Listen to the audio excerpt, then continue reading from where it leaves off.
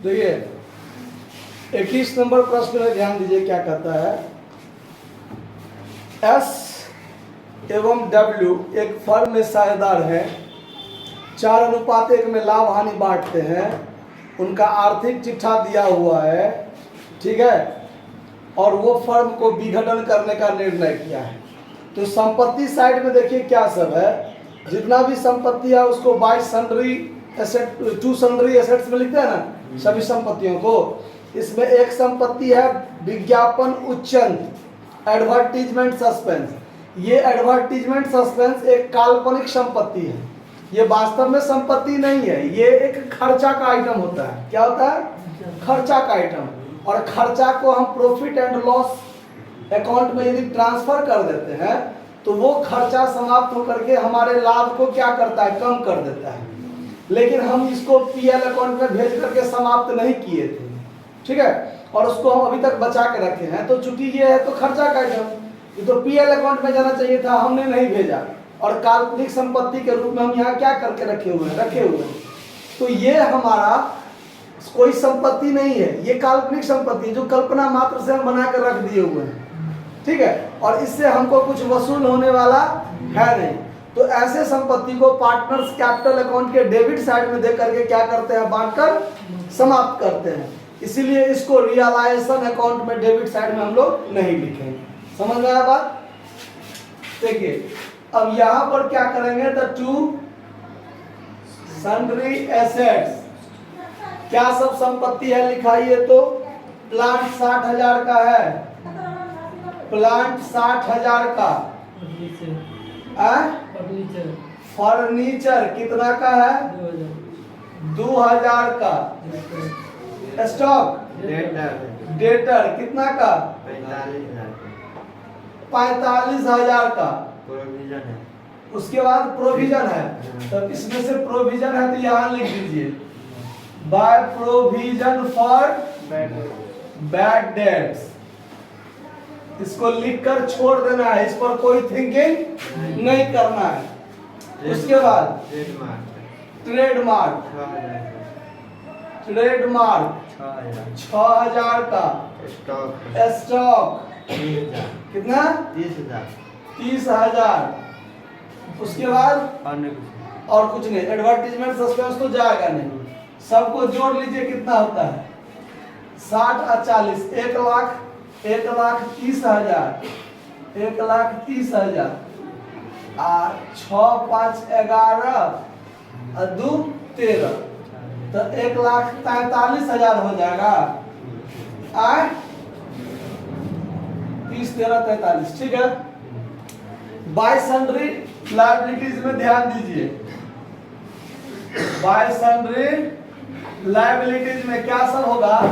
तो एक आइटम आपका क्रेडिटर्स है और एक आइटम आपका बैंक लोन है, यही दो आइटम है ना, ध्यान दीजिए। बैंक लोन है 10,000 का और क्रेडिटर 40,000 का, तो टोटल जोड़ के कितना हो गया? 50,000। इतना बात समझने में कोई दिक्कत नहीं ना, ध्यान दीजिए। अब वसूली के संबंध में देखिए क्या है। लोन वाला का खाता नहीं खुलेगा क्या? बैंक लोन पार्टनर्स लोन छूटता है, पार्टनर्स लोन का खाता खोलते हैं। बैंक लोन बाहरी कर्जा है, ये साझेदार का कर्जा नहीं ना है, हाँ, इसीलिए। अब चलिए संपत्ति से वसूली के संबंध में ध्यान दीजिए क्या कहता है।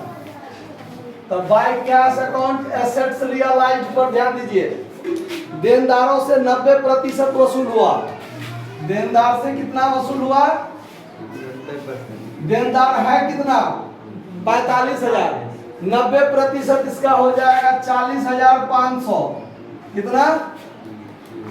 देखिए 45,000 का 10% 4500 हुआ ना, 45,000 में से 4500 घटा दीजिए, 40,500 बच जाएगा, वो वसूली हो गया।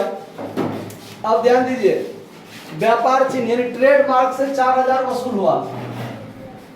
ट्रेडमार्क से कितना वसूल हुआ? 4,000। उसके बाद गुडविल से 5,000, गुडविल से 5,000। देखिए गुडविल बैलेंस शीट में था पहले से, लेकिन गुडविल अगर बैलेंस शीट में हो चाहे नहीं हो, उससे अगर वसूली दिया हुआ है तो वसूली करेंगे। बैलेंस शीट में हो लेकिन वसूली नहीं दिया हो तो वसूली नहीं करेंगे। ध्यान रखना ये बात। अगर गुडविल बैलेंस शीट में हो और उससे वसूली नहीं दिया हुआ है तो उससे वसूली नहीं करेंगे। लेकिन मूर्त संपत्ति कोई भी हो, मूर्त संपत्ति जैसे debtor, stock, machine, plant machinery, ये सब, और उससे वसूली नहीं दिया हो तो पूरा पूरा रुपया क्या करेंगे, वसूल करेंगे। ये बात सब ध्यान रखना है, ठीक है। अब देखिए गुडविल हो गया। उसके बाद कहता है कि प्लांट और स्टॉक एस के द्वारा ले लिया गया 72,000 और 80,000 में, ठीक है। तो देखिए यहां पर लिख लेते हैं एस लिया ना, तो बाय एसेट्स कैपिटल अकाउंट, ठीक है। कॉस्ट में क्या लिख देंगे, एसेट्स टेकन, कौन कौन लिया, तो स्टॉक लिया और प्लांट लिया। तो स्टॉक लिया 18,000 में और प्लांट लिया है 72,000 में। तो टोटल मिलाकर कितना हो गया, 90,000 हो गया ये। अब ध्यान दीजिए, फिर आगे कहता है कि एक अलिखित संपत्ति थी जिसका अनुमानित मूल्य 3,000 था, 1,000 में बिका, तो रुपया 21,000 वसूल हुआ ना। तो बाय कैश अकाउंट तो यहाँ लिख ले है, इसी में लिख दीजिए अनरिकॉर्डेड एसेट्स 1,000 रुपया। अब टोटल जोड़ लीजिए, 5 4 9 1 10 40, 50,500 हो गया। अब चलिए, अब लेनदार के भुगतान में देखिए, एगो वसूली व्यय भी है 2,000 और लेनदार द्वारा उनके दावे के भुगतान समय 400 रुपया छूट मिली, तो लेनदार पर 400 छूट मिला, तो लायबिलिटी को पेमेंट करने से पहले वसूली व्यय का भुगतान करते हैं। तो वसूली व्यय 2,000 है ना, तो टू कैश अकाउंट कॉस्ट में एक्सपेंस लिख दीजिए, कितना, 2,000। अब लायबिलिटी को, और एक पॉइंट और है, फर्नीचर को मूल्यहीन माना जाए। तो यहाँ जो आपका फर्नीचर था 2,000 का, अगर इसके बारे में नहीं लिखा रहता तो 2,000 हम वसूली करते, लेकिन कह दिया कि फर्नीचर क्या है, मूल्यहीन है, तो उससे वसूली हम नहीं करेंगे, ठीक है। अब देखिए to cash account liability paid, जिसमें क्रेडिटर पर 400 का छूट मिला। क्रेडिटर कितना है, 40,000, 400 का छूट मिला तो 39,600। अब बैंक लोन के बारे में देखिए, सवाल में कहीं कुछ नहीं कहा है, तो 10 का 10,000 क्या करेंगे, भुगतान करेंगे। तो टोटल हो गया 49,600। अब यहाँ पर आप टोटल क्या कीजिए, तो टोटल देखिए किस साइड का ज्यादा होता है, मेरे हिसाब से ये ज्यादा होगा। इसको जोड़िए तो 40 40 80 14 94, 1,94,600 होता है। देखिए तो 1,94,600 देखिए ना, होता है कि नहीं होता है। यहाँ भी लिखेंगे, इसमें से इसको घटाइए, ये 50 और 50, 1,90,000, 1,92,500, 1,92,500 घटाइए तो 2,100 बच गया ना। तो 2,100 का क्या हुआ, लॉस। 2,100 का क्या हुआ, bye partners capital account loss. S और डब्ल्यू में क्या कर दीजिए, 4:1 है ना, तो काटिएगा तो 4 1 5,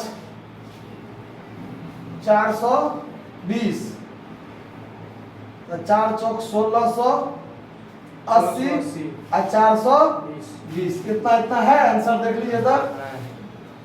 इसका प्रॉफिट या लॉस मिल गया हमको रियलाइजेशन का। अब पार्टनर्स कैपिटल बनाइए, तो यहाँ पर देखिए सबसे पहले क्या लिखेंगे, बाय बैलेंस बीडी। तो बाय बैलेंस बीडी इसका पूंजी कितना कितना था, 80,000 30,000, 80,000 30,000 हो गया। अब इसमें देखिए यहाँ पर एस कैपिटल अकाउंट संपत्ति लिया है, तो रियलाइजेशन में एस कैपिटल, तो एस कैपिटल के डेबिट में क्या हो जाएगा, to realisation account assets taken कितना रुपया, और डब्ल्यू खाली रहेगा, या by partners capital account loss है ये दोनों, तो डेबिट में क्या लिखा जाएगा, टू रियलाइजेशन अकाउंट लॉस 1680 420। इस साइड का हो गया, इस साइड में नहीं है कहीं, बात खत्म।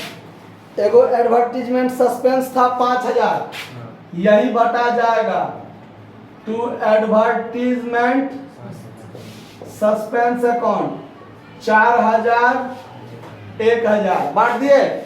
अब दोनों साइड का जोड़ घटाव करके फाइनल पेमेंट किया जाए। ये देखिए 90 4 94 1 95 680, इस साइड क्या है ज्यादा, तो यहां भी लिखेंगे 95 680 हजार इसका था, तो ये 15680 ला कर देगा, क्या करेगा, तो बाय कैश अकाउंट लिख के यहाँ ब्राउट लिख देंगे, ठीक है। और इसमें देखिए डब्ल्यू में इसका 30,000 ये ज्यादा है क्रेडिट, तो 1420 घट जाएगा, तो 28,520 होगा, 580 कितना हो जाएगा 580, और यहां हो जाएगा to cash account final payment. इस दोनों का आंसर मिला है।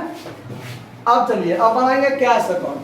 तो कैश अकाउंट का प्रारंभिक शेष कितना छोड़े थे, 14,000, तो टू बैलेंस बीडी कितना हो जाएगा, यहाँ पर 14,000 होगा। अब इसमें देखिए कहाँ कहाँ कैश है, यहाँ है 50,500 वसूली हुआ ना बाय कैश, तो कैश के डेबिट में क्या आ जाएगा, to realisation account assets realised 50,500। यहाँ देखिए दो जगह टू कैश, एक एक्सपेंस के लिए एक लायबिलिटी पेड के लिए, तो क्रेडिट साइड में दो बार लिखेंगे, बाय रियलाइजेशन अकाउंट एक्सपेंस के नाम पर 2000, by realisation account liability payment के नाम पर 49,600 हो गया। अब इसमें देखिए एक साझेदार ला रहा है और एक साझेदार को पेमेंट हो रहा है, तो जो ला रहा है तो इस साइड से इस साइड आएगा, टू एसेट्स कैपिटल अकाउंट, ये ला रहा है तो ब्राउट लिख देंगे, कितना 15,680, और इसको पेमेंट हो रहा है डब्ल्यू को, तो क्रेडिट साइड में बाय डब्ल्यूज कैपिटल अकाउंट क्या फाइनल पेमेंट 28,580। अब दोनों तरफ का जोड़ कीजिए, देखिए बराबर होता है कि नहीं, 50 और 15 ये मिला के, तो 50 10 60 10 70 70 और 9 79 79 1 80,180, इधर 6 5 11 180 इधर होता है हासिल एक, ये 50 50 और 28 78 और 2 80 80,180 है कैश अकाउंट का टोटल आंसर। देख लीजिए, क्लियर है, नोट कर लीजिए, धन्यवाद।